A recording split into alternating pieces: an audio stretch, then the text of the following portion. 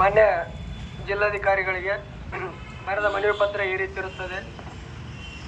ಸುರಪುರ ನಗರಸಭೆಯ ಆದ್ಯಂತ ಪ್ರಸ್ತುತ ಚಾಲ್ತಿಯಲ್ಲಿರುವ 24x7 ನೀರಿನ ಬಿಲ್ಲು ಅವೈಜ್ಞಾನಿಕವಾಗಿದ್ದು, ಪರಿಶೀಲಿಸಿ ಹಳೆಯ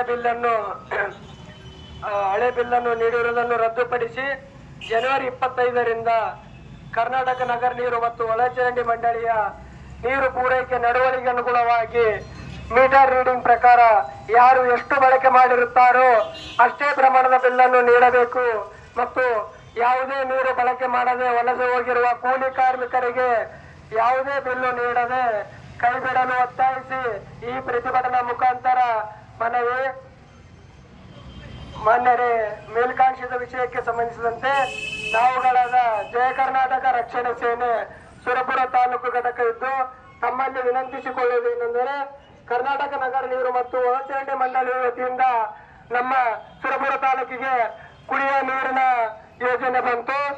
ಸದರಿ ಯೋಜನೆಯು ಸುರಪುರ ನಗರದಾದ್ಯಂತ ಪ್ರಸ್ತುತ ಚಾಲ್ತಿಯಲ್ಲಿದ್ದು, ಆ ಒಂದು ಯೋಜನೆಯಡಿ 21 ತಿಂಗಳು ಕಳೆದು ಅದ ನಂತರ ಬಿಲ್ಲನ್ನು ಏಕಾಏಕಿ ಬಳಕೆ ಮಾಡಿದವರಿಗೂ ಬಳಕೆ ಮಾಡದೇ ಇರುವವರಿಗೂ ವಲಸೆ ಹೋಗಿರ್ತಕ್ಕಂಥ ಬಡ ಕೂಲಿ ಕಾರ್ಮಿಕರಿಗೂ ಸಹ ಒಂದೇ ರೀತಿ ಬಿಲ್ಲನ್ನು ನೀಡಿರುವುದು ಇದು ಅವೈಜ್ಞಾನಿಕವಲ್ಲದೆ ಮತ್ತೇನು ಎಂಬುವ ಒಂದು ಉದ್ದೇಶವನ್ನಿಟ್ಟುಕೊಂಡು ನಾವು ಈ ದಿನ ಏನು ನಗರಸಭೆಗೆ ಮುತ್ತಿಗೆಯನ್ನು ಹಾಕಿದ್ದೇವೆ.